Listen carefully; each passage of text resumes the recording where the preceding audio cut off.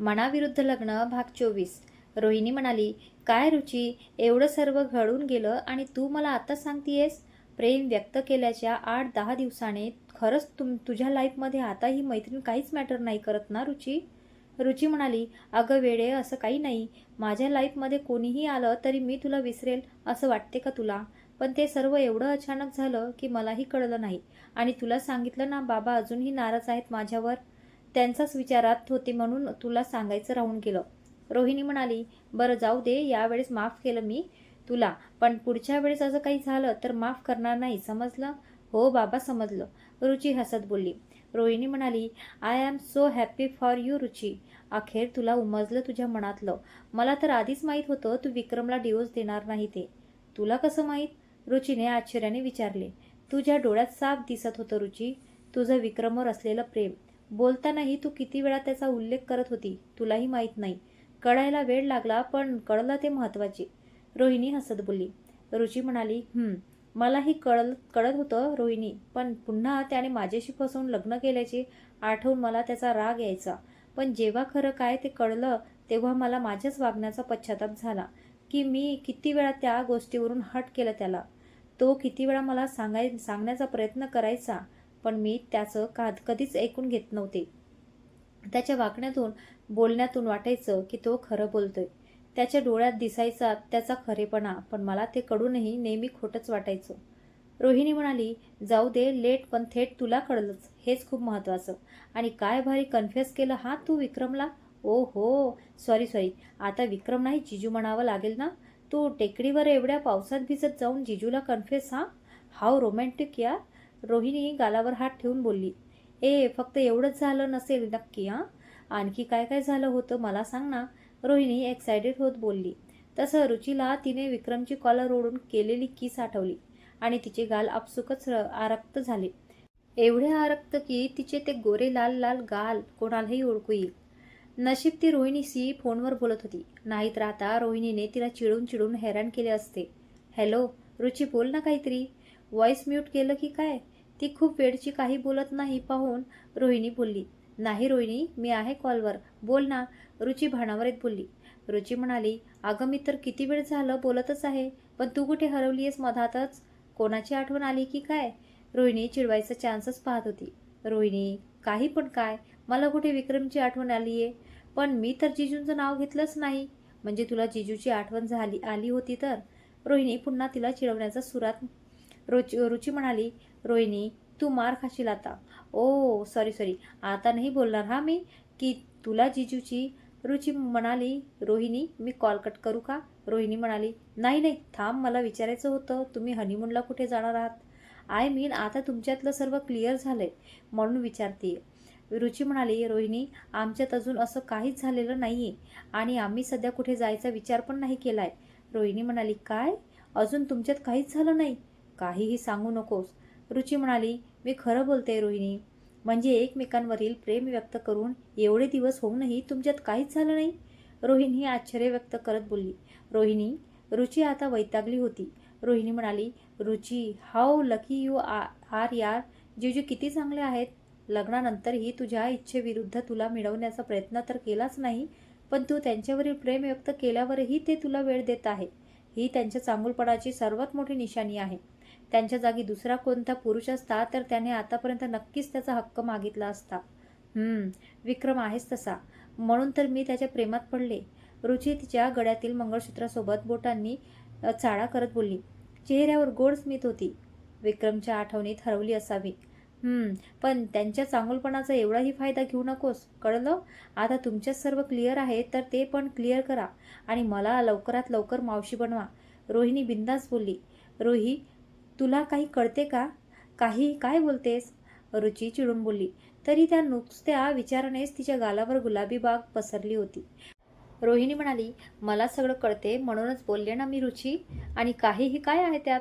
मला लवकर मावशी बनायचं आहे म्हणून म्हणते, लवकर त्या दृष्टीने तयारी करा. तू खूप निर्लज्ज झालीयस रोहिणी. तुझ्याशी वाद घालवण्यात काहीच अर्थ नाहीये. मी ठेवते कॉल, मला अजून स्वयंपाक बनवायचा आहे. विक्रम येतच असेल. रुची भिंतीवर लटकवलेलं घड्याळ बघत बोलली.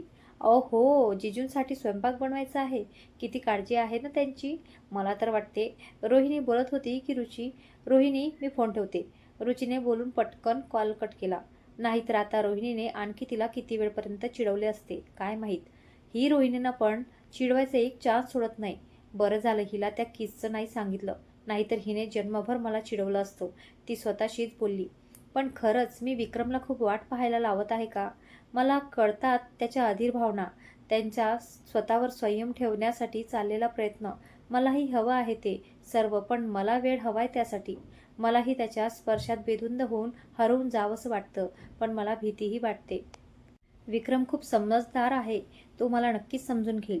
रुची मनातच स्वतःशी संवाद साधत होती. ती किचनमध्ये आली. आजच ती येताना मार्केटमधून पनीर भाजीसाठी पनीर घेऊन आली होती. तिने पनीरची भाजी बनवायला घेतली आणि चपात्यासाठी कणिक मळली. स्वयंपाक करतानाच तिने प्रियाला कॉल केला. तिच्यासोबत आणि निर्मलाबाईसोबत बोलत तिने स्वयंपाक केला. श्वेतासोबतही थोडीफार बोलली. तिची आणि श्वेताची लग्नात भेट झाली होती, पण तेव्हा कोणालाच भेटण्याचा आणि बोलण्याच्या मनस्थितीत नव्हती, म्हणून तिला तिचा चेहरा आठवत नव्हता. पण बोलण्यावरून ती तशी मोकळी वाटली म्हणून रुचीच्याही तिच्यासोबत चांगलेच गप्पा रंगल्या. श्वेता लग्नातील एक एक गोष्ट तिला आठवून आठवून सांगत होती. तिने लग्नात किती काही मिस केलं याची जाणीव तिला आता होत होती.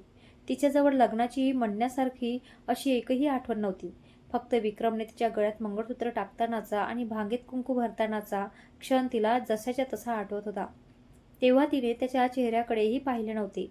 आता तिला त्याचं खूप वाईट वाटत होतं. आज संध्याकाळी विक्रम लवकर घरी आला. रुचीने जेवण गरम करून आणले. विक्रम, मला एकदा आणखी जेजुरीला खंडोबाच्या दर्शनाला जायचं आहे, रुची बोलली. विक्रम म्हणाला, आता कशासाठी रुची? गेलो होतो ना एक वेळेस. रुची म्हणाली, कशासाठी म्हणजे? दर्शनाला जायचं आहे.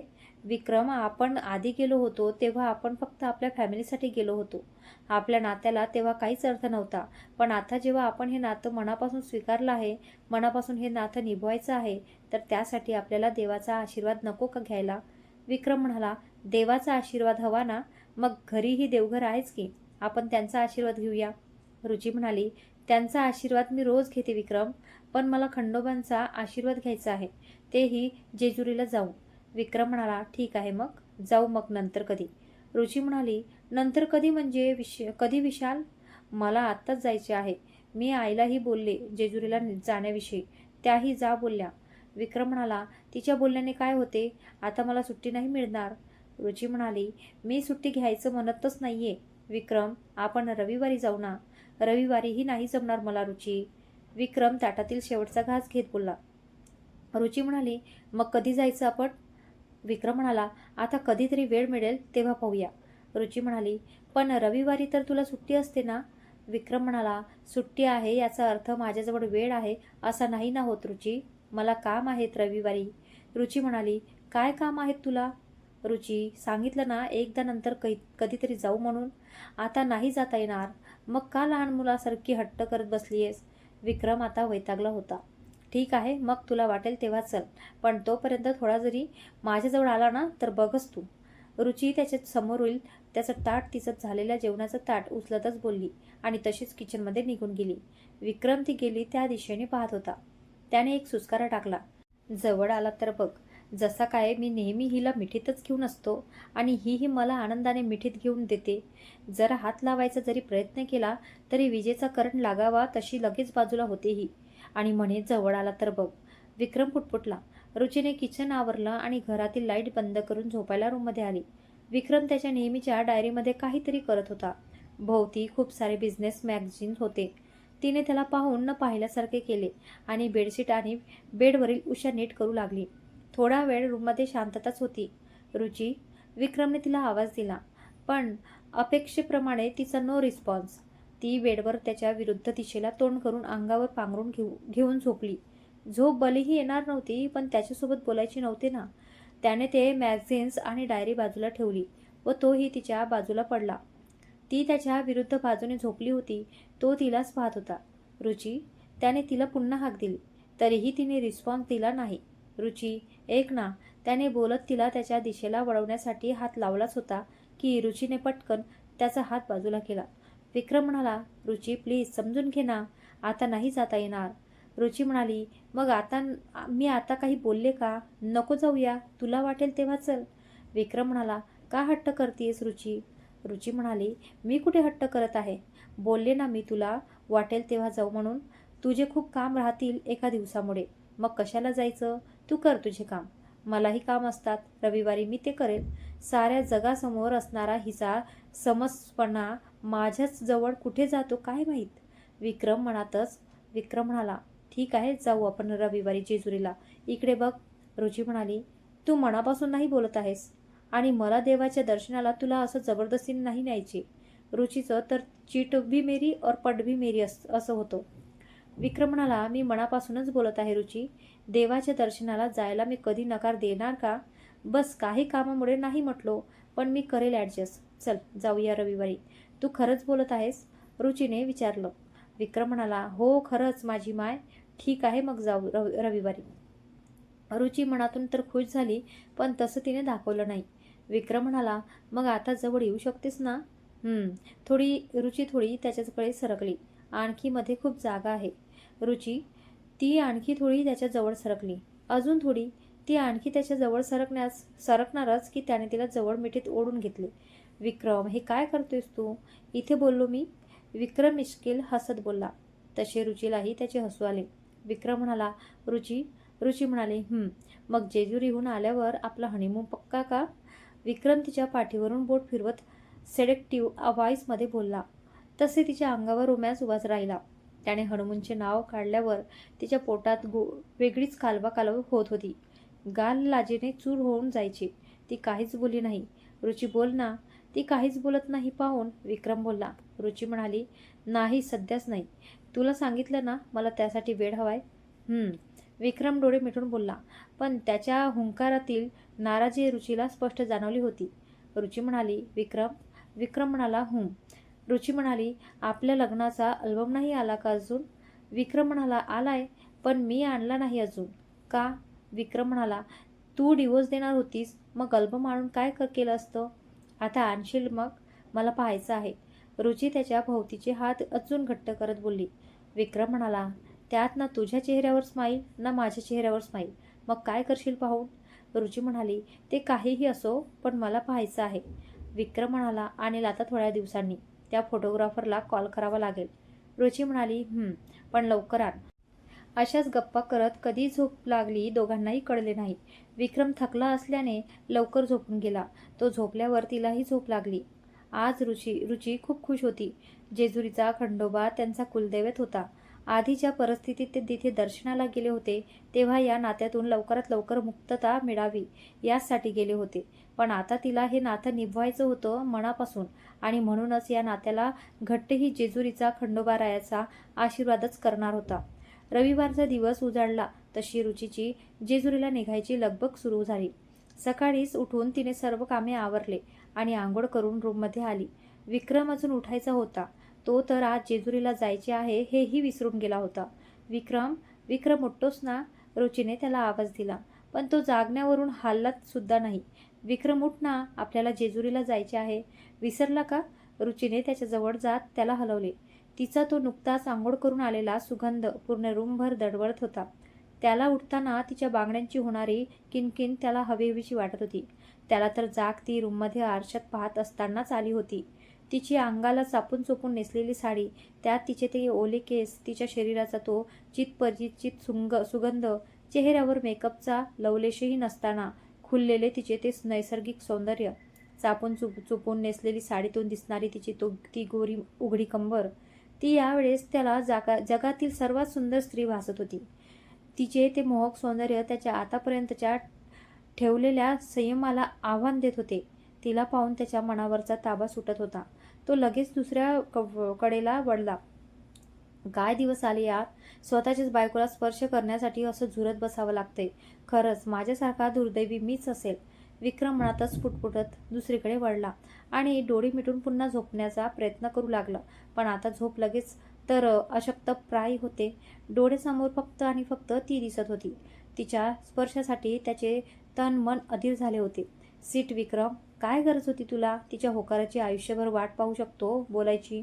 ही जर नेहमी मला तिच्या अशा सौंदर्याने घायाळ करत राहिली तर आयुष्यभर काय 2 मिनिटेही स्वतःवर संयम ठेवणे कठीण आहे. विक्रम स्वतःलाच मनात कोसत होता. आता रुचीचा तोच सुगंध त्याच्या अधिक जवळ येत असल्यासारखा त्याला वाटत होता. सोबत बांगड्यांची किणकिणही. विक्रम, विक्रम उठ, आपल्याला जायचं आहे. तिचं वाक्य बोलून पूर्ण झालंही नव्हतं की विक्रमने तिचा हात ओढून तिला बेडवर पाडलं आणि तो तिच्यावर आला. विक्रम, काय करतोयस? रुची घाबरून बोलली. तो तिच्यावर आला होता असं अचानक त्याने खेचल्याने ती घाबरली होती. दोघांचाही चेहरा खूप जवळ होता. त्याचा श्वास तिच्या श्वासावर आदळत होता.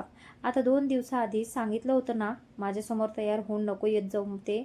आणि असं आंघोळ करून साडी नेसून तर नाहीच. तुला पाहून माझ्यावर कंट्रोल नाही राहत. मग एक तर तू हातसुद्धा लावू देत नाही. वर अशा प्रकारे माझ्यासमोर आलीस तर मी स्वतःला कसा रोखू? विक्रम तिच्या डोळ्यात पाहत बोलला. तो हरवला होता तिच्या डोळ्यात आणि तीही त्याच्या त्या पाणीदार डोळ्यात हरवत जात होती. त्याचे ओठ तिच्या ओठांजवळ येत होते तसे तिचे ओठ थरथरत होते, जे त्याला अधिकच उत्तेजित करत होते. स्वतःचा संयम गमावलेला तो तिच्या ओठांना स्वतःच्या ओठांत बंदिस्त करण्यासाठी अधीर झाला होता. तो तिच्या ओठांवर ओठ टेकवणारच की विक्रम, रुची थरथरत्या ओठांनीच उच्चारली आणि तो भानावर आला. झटक्यात तो तिच्यापासून बाजूला झाला आणि काही न बोलताच रूम बाहेर निघून गेला. विक्रम, रुची बेडवरून उठत बोलली. पण तोपर्यंत तो रूम बाहेर निघूनही गेला होता. याला राग आलाय का माझा? पण जायला आणखी उशीर नको म्हणून बोलले मी. रुची तो गेला त्या दिशेने पाहत पुटपुटली. तिने कपाटातून त्याचा शर्ट आणि पॅन्ट काढून ठेवला. तोच शर्ट होता जो तिने प्रियासोबत गेली असताना त्याच्यासाठी घेतला होता आणि नंतर ती देणार नाही म्हणून विक्रमने कपाटातून काढून घेतला होता. तिने किचनमध्ये जाऊन त्याच्यासाठी नाश्ता करायला घेतला. थोड्या वेळाने तो आल्यावर त्याच्यासमोर नाश्त्याची प्लेट ठेवून ती तिथेच बसली. तो शांतपणे नाश्ता करत होता. विक्रम, तुला राग आला का माझा? मी फक्त ती बोलत होती की. विक्रम म्हणाला. असं काहीही नाहीये रुची. मग तू बोलत का नाहीये माझ्याशी? रुची डोळ्यात पाणी आणत बोलली. हे रुची, रडायला काय झालंय? मला तुझा राग नाही आलाय. विक्रम नाश्त्याची प्लेट बाजूला करत तिचा चेहरा उंजळीत घेत बोलला. रुची म्हणाली. मग तू असा न बोलता का निघून गेलास? विक्रम म्हणाला. रुची, तेव्हा मला स्वतःवर कंट्रोल ठेवणे कठीण वाटत होते म्हणून काहीच बोललो नाही आणि सरळ रूम बाहेर निघून आलो. आयुष्यभर वाट पाहू शकतो बोललो, पण तेव्हा स्वतःवरचा ताबा सुटतो की काय असं वाटू लागलं म्हणून. रुची म्हणाली. तू खरं बोलतोयस? विक्रम म्हणाला. रुची, मी खोटं का बोलेल? रुची म्हणाली. बरं चल मग नाश्ता कर लवकर, आपल्याला निघायला हवं. विक्रम म्हणाला. हो, तुझं आवर, मी आलोच. थोड्या वेळाने ते घराला लॉक लावून जेजुरीसाठी निघाले. दोघेच असल्याने गाडीवरूनच जाणार होते. गाडीवरून थोडा वेळ लागणार असला तरी लवकर निघाल्याने आणि एकमेकांची सोबत असल्याने त्यांना काही वाटणार नव्हते.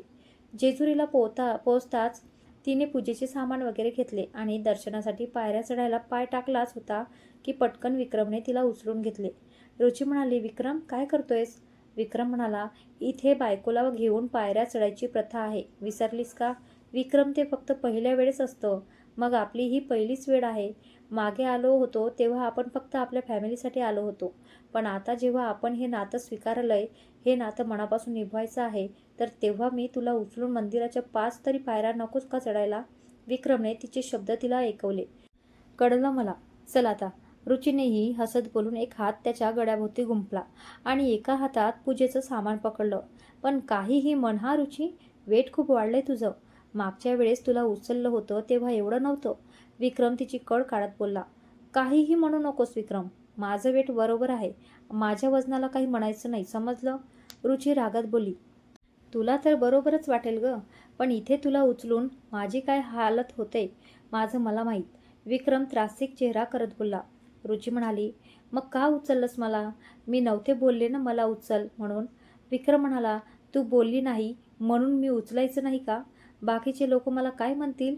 एवढा धडधाकट असून बायकोला उचलून 5 पायऱ्या नाही चढू शकत, म्हणजे तू मला बाकी लोकांमुळे उचललंस? लवकर मला खाली ठेव विक्रम. रुची हातपाय हलवत खाली उतरण्याचा प्रयत्न करत बोलली. ए बाई, काय करतेयस? तू पडशील आणि सोबत मलाही पाडशील. नीट राहा जरा. विक्रम स्वतःचा तोल सावरत तिला व्यवस्थित पकडत बोलला. रुची म्हणाली. मला खाली उतरव आधी. अगं, मी तर फक्त मस्करी करत होतो रुची, तू काय लगेच चिडते? तू सौम्य म्हणतोय तशी एकदम फिट अँड फाईन आहे. मला तर कळत नाहीये मी तुला उचललं की चिमणीला. काही वजनच जाणवत नाहीये. विक्रम तिचा पवित्रा पाहून बोलला. तर मित्रांनो, आजचा भाग तुम्हाला आवडला असेल तर व्हिडिओला लाईक करा, चॅनलला सबस्क्राईब करा आणि बेल आयकॉन नक्की दाबा, जेणेकरून पुढचा रोमॅन्चक भाग सर्वात आधी तुम्हाला पाहता येईल. तुमचा पाठिंबा मला नवीन भाग आणण्यासाठी प्रेरणा देतो. तर भेटूया पुढील भागात. धन्यवाद.